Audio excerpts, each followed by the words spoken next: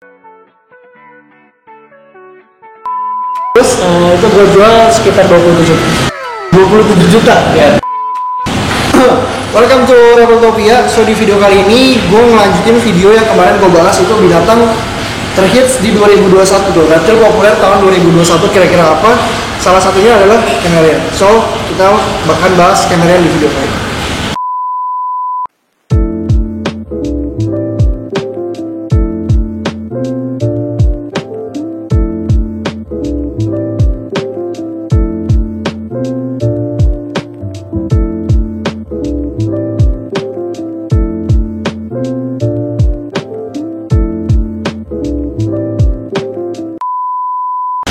Oke, bro, halo, siapa namanya? Halo, nama gue Raymond. Salam kenal ya. Salam kenal. Jadi gue dari saja gue sebelum ketemu Jafar aku, terus gue tuh kameranya asik-asik bro, makanya gue kontak lo kan. Iya. Thank you banget yang pertama udah kontak ke sini. Nah, gue kemarin udah bikin video bro, 5 hewan yang akan ngehits, 5 reptil akan ngehits di 2021. Oke. Nah, salah satunya ada panther chameleon. Sebenarnya gue masukin chameleon, cuman kayak veiled panther, mungkin lebih ke panther kali ya, atau gara-gara warna dia terlalu rame. Iya. Ini yang kita pegang nih apa nih? Dia ini panther chameleon. Nama latinnya? Nama latinnya Furcifer pardalis. Oke. Terus ini asalnya dari mana? Dia asalnya dari Madagaskar. Dia lokalitinya di Ambilop. Ambilop doang, nggak di mana-mana. Sebenarnya di satu pulau dia itu dia ada banyak. Dia ada Nosibe, ada Ambilop, ada Banja, ada Tamkafe, ada Karami, dan masih banyak lagi yang nggak akan selesai kalau disebutin ya. Betul. Cuma setiap daerah itu dia punya ciri khasnya masing-masing. Jadi tiap lokaliti punya warnanya sendiri-sendiri gitu. Yang gue pegang nih lokaliti. Dia Ambilop. Ambilop yang lo pegang? Ini juga Ambilop. Ambilop. Tapi kenapa warnanya bisa beda? Nah, jadi di Ambilop itu dia menurut gue cukup unik karena setiap individu itu dia punya masing-masing karakteristik ya. Jadi contohnya ini kita bisa bilang namanya Ambilop mix bar. Mix bar itu dari mana sih? Gue penasaran. Nah, barnya tuh yang ini. Barnya tuh yang dari sini ya, yang dari vertikal dari ujung punggung ke perut. Ini namanya dia bar. Dan untuk yang body itu yang bawahnya ini body. Oke. Karena dari sini sampai ke bawah ya. Ini dua-duanya bisa kita bilang yellow body. Kenapa kita bisa bilang yellow body dari mana? Karena dia basicnya itu green.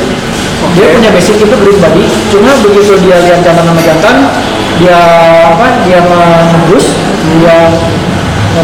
dia warnanya bakal jadi kuning. Ini dua-duanya jantan ya? Dulu jantan. Kalau seksinya dari mana?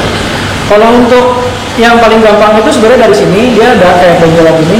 Oke. Nah, ini seperti kadal pada umumnya ya. Iya, nah ini jantan. Kalau ada benjolan jantan. Ya, kalau yang bawah sini ya. Iya, kalau betina nggak ada. Terus yang kedua jantan itu badannya lebih besar. Oke. Betina itu biasanya setengahnya. Terus betina itu warnanya pasti sama semua, coklat. Berarti semua quality betina warnanya sama, coklat keren. Yang warna-warni berarti only jantan yang dua. Terus pas kecil warnanya emang udah kayak gini apa belum? Enggak, jadi yang unik dari chameleon itu lu kayak beli kucing dalam karung gitu. Oke, gimana? Jadi ketika kecil mereka individu semua sama, warnanya bakal coklat. Oke. Coklat tok, bubur kayak cicak. Buburnya cicak. Nah nanti dia semakin beriringnya umur, semakin dia menuju adult, semakin warnanya makin keluar. Terus ini kayak yang kita pegang sekarang ini umur berapa? Untuk yang ini, yang gue pegang ini, dia umurnya udah mau masuk 12 bulan atau setahun. Udah mau setahun ya? Ya, kalau yang ini udah setahun 3 bulan. Dan ini udah maximal size? Maximal size. Udah nggak bisa gede lagi berarti? Udah nggak bisa gede lagi. Terus kalau di kemi ini perawatan itu susah gak sih? Gampang banget justru. Kenapa lo bisa bilang gampang? Karena yang terpenting itu adalah lu cukup set up dia punya enclosure. Iya. Terus gimana caranya lu bisa kasih dia humidity dengan panas, UVB-nya oke, UVA-nya oke, suhunya oke, air circulation-nya oke, humidity-nya oke. Udah sih. Tapi balik lagi ya, kita harus benar-benar belajarin care sheet-nya baru beli binatangnya ya. Betul. Oke. Pertama untuk handle kemi ini gimana caranya dari kandang lu langsung keluarin kan atau gimana? Biasanya kalau misalkan untuk pemula yang dia baru datang dan dia masih adaptasi kan biasanya stres banget tuh chainingnya ya. Nah biasanya cukup dengan biarin dia di kandang selama kurang lebih sekitar 3-4 hari. Biarin dia roam dulu, dia adaptasi lah kandang baru.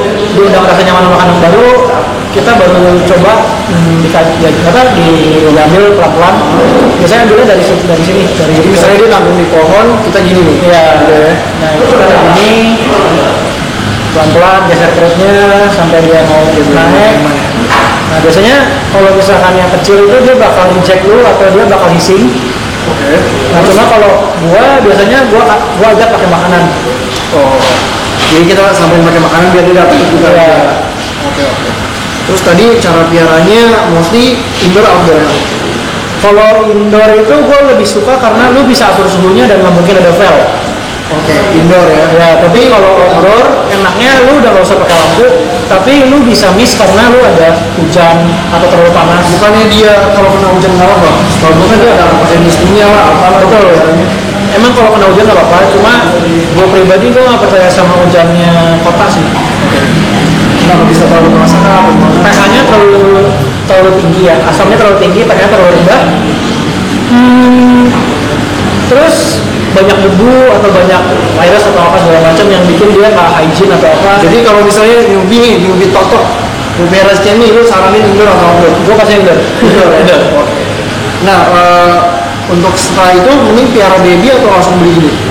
Kalau gue pribadi, gue selalu seneng dia punya developing warna. Makanya gue selalu nyaranin pasti beli baby. Beli baby ya. Karena itu juga tantangan gue tuh supaya dulu bisa bonding sama dia. Oke, kalau newbie lu mau piara cemi, beli yang baby dan indoor. Indoor harus pakai lampu apa aja kalau indoor? UVB sama UVA. UVB itu apa? UVA itu apa?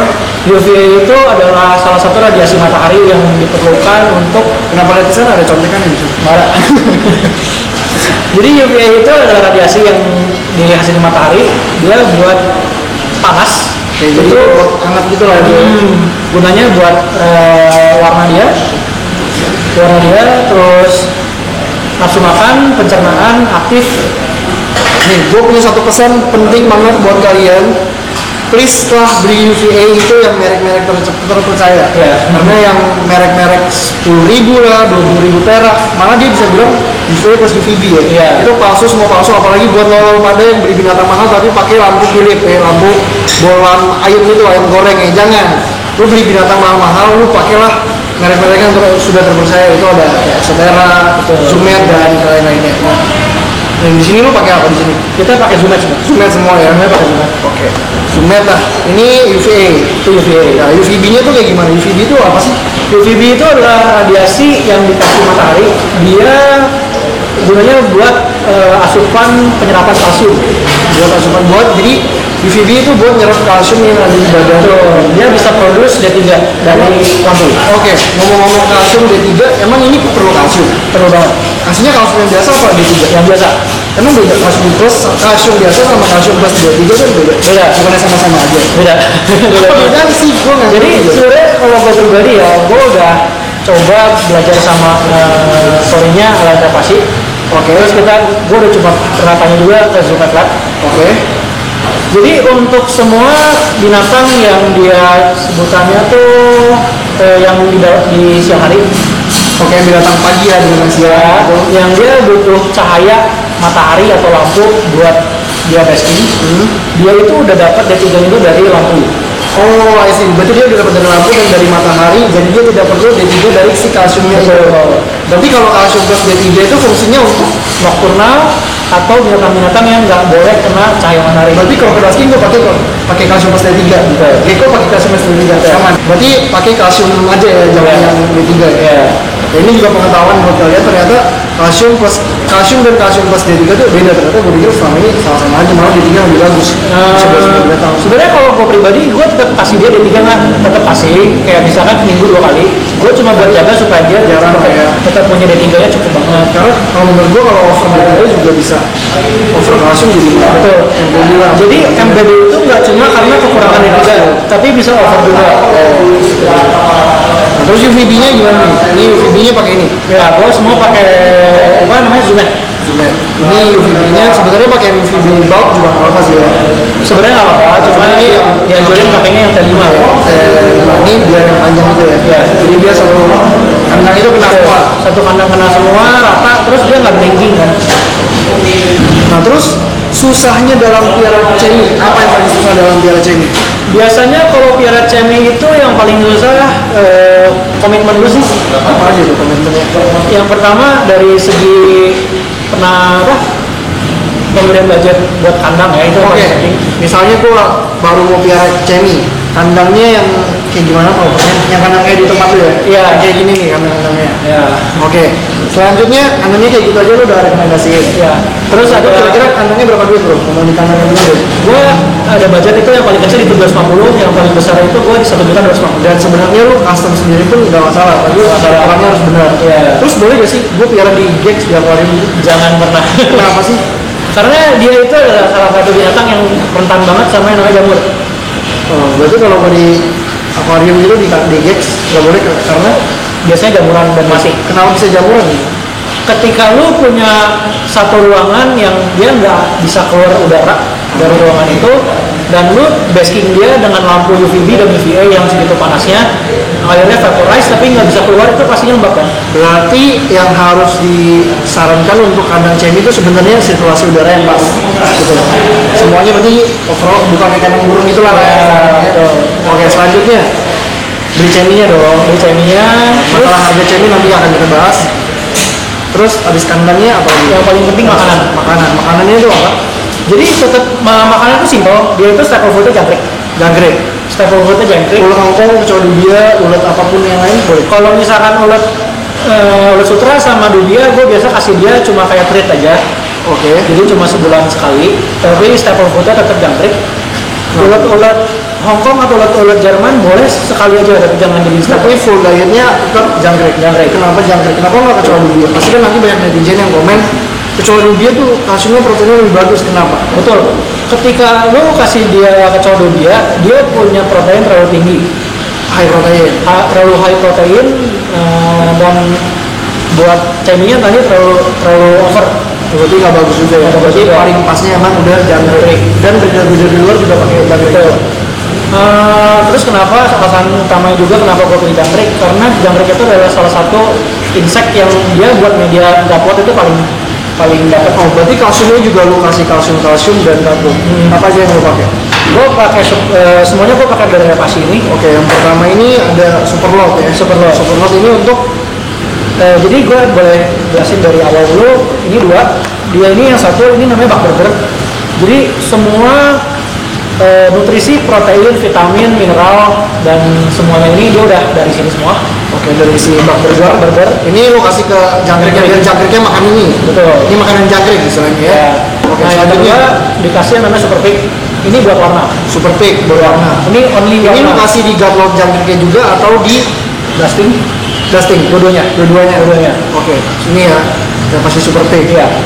Nah ini Super dia buat naikin potensi keluar ini di jangkrik.